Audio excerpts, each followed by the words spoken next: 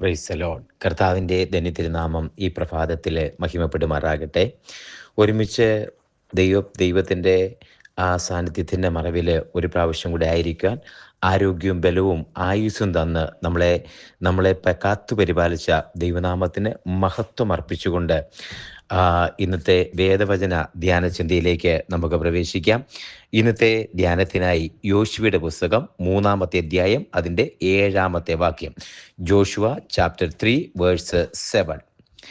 പിന്നെ യഹോവ യോശുവയോട്, ഞാൻ മോശയോട് കൂടി ഇരുന്നതുപോലെ നിന്നോട് കൂടെയും ഇരിക്കും എന്ന് ഇസ്രയേൽ എല്ലാം അറിയേണ്ടതിന് ഞാൻ ഇന്ന് അവർ കാണെ നിന്നെ വലിയവനാക്കുവാൻ തുടങ്ങും. ഹല്ലേലൂയ. നമുക്കറിയാവുന്ന ആ ഒരു ദൈവവചനമാണ്. മോശയുടെ കാലശേഷം ആ വലിയൊരു ലീഡർഷിപ്പ് ജനത്തെ നയിക്കുവാൻ, ജനത്തിന് കനാൻ നാട് വിഭാഗിച്ചു കൊടുക്കുവാൻ മോശയ്ക്ക് ശേഷം നിയോഗിക്കപ്പെട്ട ജോഷുവ മോശയോടൊപ്പം നടന്നു. മോശയുടെ കരമുയർത്താനുണ്ടായിരുന്നു. പിന്നീട് മോശയോട് കൂടെ മോശയെ നിഴലുപോലെ മോശ പറഞ്ഞ നിയമങ്ങളൊക്കെ ആ നിയമങ്ങളും കൽപ്പനകളും അനുസരിച്ച് ദൈവത്തോടുള്ള വിശ്വസ്തത കാത്തു സൂക്ഷിച്ച് ജീവിതാന്ത്യത്തിൽ മോശ നിയോഗത്താൽ അടുത്ത ശുശ്രൂഷ കൈമാറിയ വ്യക്തിത്വമാണ് ജോഷുവ. ഏൽപ്പിക്കുമ്പോൾ തന്നെ ജോഷുവയ്ക്ക് ദൈവം തമ്പുരാൻ ഒരു വാഗ്ദത്തം കൊടുത്തു, ഞാൻ മോശയോട് കൂടി ഇരുന്നത് പോലെ നിന്നോട് കൂടി ഇരിക്കും. നിന്റെ ജീവകാലത്ത് 1-ാം അധ്യായത്തിൽ തന്നെ കാണാം, നിന്റെ ജീവകാലത്ത് ഒരു മനുഷ്യനും നിന്റെ നേരെ നിൽക്കുകയില്ല എന്ന് ഒരു വാഗ്ദത്തത്തോടുകൂടി മോശയെ മുന്നോട്ട് നടത്തിയ ദൈവത്തിൻ്റെ കൃപ. അത് കഴിഞ്ഞ് 3-ാമത്തെ അധ്യായം എത്തുമ്പോഴേക്കും ഇവിടെ ആ മോശയുടെ നിയോഗം പ്രാപിച്ച് അടുത്ത ജനത്തെ നയിക്കുവാൻ വേണ്ടി അടുത്ത വലിയൊരു പ്രതിസന്ധി എന്ന് പറയുന്നതിനപ്പുറം അടുത്തൊരു പ്രവർത്തിക്ക് വേണ്ടി ദൈവം ഒരുക്കുകയാണ്. ചെങ്കടൽ കടന്ന് മരുഭൂമി കടന്ന് കനാൻ നാട്ടിലേക്ക് എത്തുന്നതിന് മുമ്പുള്ള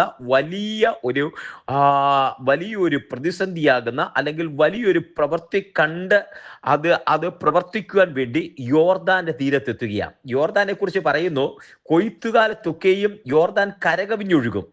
അങ്ങനെ കരകവിഞ്ഞൊഴുകുന്ന യോർദാന്റെ തീരത്തെത്തുമ്പം പഴയതുപോലെ ജനം പെറുപെറുക്കുന്നില്ല.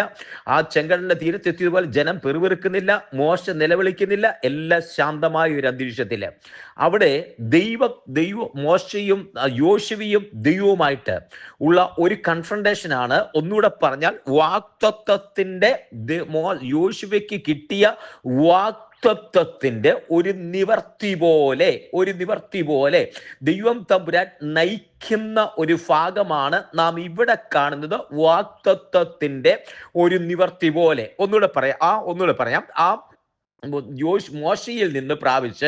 മോശയിൽ നിന്ന് നിയോഗത്താൽ ഏറ്റെടുത്ത് ജനത്തിന്റെ ലീഡർഷിപ്പ് കിട്ടി അങ്ങ് മുന്നോട്ട് പോകുമ്പോൾ ദൈവത്താലുള്ള വാഗ്ദത്തവും പ്രാപിച്ച് വാഗ്ദത്തത്തിന്റെ ആ പൂർത്തീകരണത്തിന്റെ ആദ്യ പടിയായിട്ട് ദൈവം തമ്പുരാൻ ഇവിടെ യോർദാന്റെ വാതിൽക്കൽ വെച്ച് ഒന്നുകൂടി യോശുവയോട് സംസാരിക്കുക. ആ വചനമാണ് നാം വായിച്ചു കേട്ടത്. പിന്നെ യഹോവ യോശുവയോട്, ഞാൻ മോശയോട് കൂടിയിരുന്നത് പോലെ നിന്നോട് കൂടിയിരിക്കും എന്നും ഇസ്രയേൽ എല്ലാം അറിയേണ്ടതിന് ഞാൻ ഇന്ന് അവർ കാണെ നിന്നെ വലിയവനാക്കുവാൻ തുടങ്ങും. ഹല്ലേലൂയ.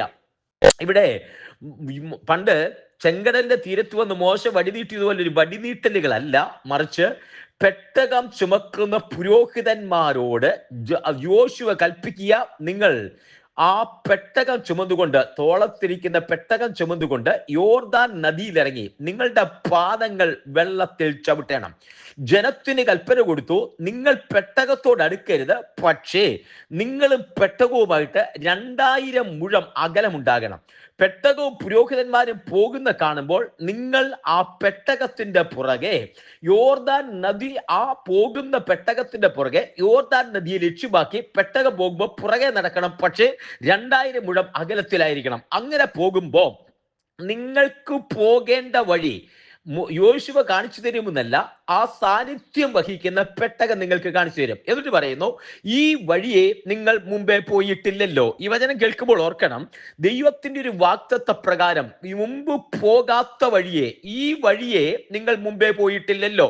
മുമ്പേ പോകാത്ത വഴിയെ പോകുവാൻ, ഇതുവരെ പോകാത്ത വഴിയെ പോകുവാൻ ദൈവത്താൽ ഒരു നിയോഗം പ്രാപിച്ച്, ദൈവം നിയോഗിച്ചൊരു വഴി അങ്ങനെ കൽപ്പിച്ചാക്കുമ്പോൾ ആ വഴിയെ പോകുവാൻ ഒരു ദൈവ നിയോഗം പ്രാപിച്ചെങ്കിൽ ആ നിയോഗത്താൽ സ്റ്റെപ്പുകൾ എടുത്തു വെക്കുമ്പോൾ, ആ നിയോഗത്താൽ സ്റ്റെപ്പുകൾ, ആ വഴി, ആ നിയോഗത്താൽ ദൈവത്തിലേക്ക്, ആ വഴിയിലേക്ക് യാത്ര ചെയ്യാൻ സ്റ്റെപ്പുകൾ എടുത്തു വെക്കുമ്പോൾ ദൈവത്തിന് ഒരു പദ്ധതിയുണ്ടെന്ന് മാത്രമല്ല, മുമ്പേ പോകാത്ത ഈ വഴിയെ നിങ്ങൾ മുമ്പേ പോയിട്ടില്ല സ്റ്റെപ്പ് എടുത്ത് വെക്കുമ്പോൾ അതേ പ്രതിസന്ധി എന്ന് പറയുന്ന യോർദാൻ, കരകവിഞ്ഞൊഴുകുന്ന യോർദാൻ പിളർന്നു മാറുന്നത്. ഇന്ന് പറയട്ടെ, വഴി കാണാതെ, മുൻപോട്ട് പോകാൻ വഴിയില്ലാതെ, എങ്ങോട്ട് പോകണമെന്ന് അറിയാതെ നിൽക്കുമ്പോൾ അതേ പെട്ടകം കാണിക്കുന്ന വഴിയെ, അല്ല മറ്റൊരു തരത്തിൽ പറഞ്ഞാൽ ദൈവാലോചന പ്രകാരം സ്റ്റെപ്പ് എടുത്ത് വെക്കുമ്പോൾ നിന്റെ മുമ്പിൽ വഴികൾ തുറന്നു വരുന്നത്, ദൈവാലോചന പ്രകാരം മുൻപോട്ട് കാലുകൾ എടുത്തു വെക്കുമ്പോൾ യോർദാൻ നിന്റെ മുമ്പിൽ രണ്ടായി മാറുന്നത്.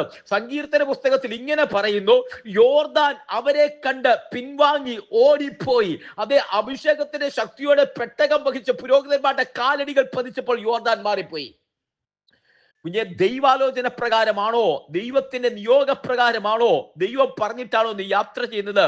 ഭാരപ്പെട്ടു പോകണ്ട, ഭയപ്പെട്ടു പോകണ്ട. നിന്റെ കാലടികൾ മുൻപോട്ടാകട്ടെ, ദൈവം നിനക്ക് വേണ്ടി വഴി തുറക്കും.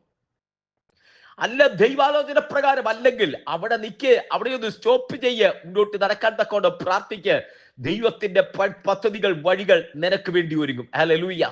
മുന്നോട്ട് അങ്ങനെ യാത്ര ചെയ്യുന്ന സമയത്ത് യോശുവയോട് ദൈവം, അവരോട് യാത്ര ചെയ്യാൻ നിയോഗം കൊടുത്തിട്ട് യോശുവയോട് ദൈവം പറയുക, നിന്നോട് ഒത്തിരി വാഗ്ദത്തങ്ങൾ പറഞ്ഞു, നീ കേട്ടിട്ട വാഗ്ദത്തങ്ങളുണ്ട്, വാഗ്ദത്തങ്ങളെല്ലാം നീ ഹൃദയത്തിൽ സംഗ്രഹിച്ചിരിക്കുക, നീ അത് മനസ്സിൽ ഒതുക്കിയിരിക്കുക വാഗ്ദത്തങ്ങൾ. പക്ഷെ അവിശ്വാസത്തിന്റെ ലെവലേഷൻ കടുകയില്ലാതെ അത് റിസീവ് ചെയ്ത് യോശുവയോട് പറയുക, ഇന്നു മുതൽ വാഗ്ദത്തത്തിന്റെ നിവർത്തി നീ കാണാൻ പോവുക.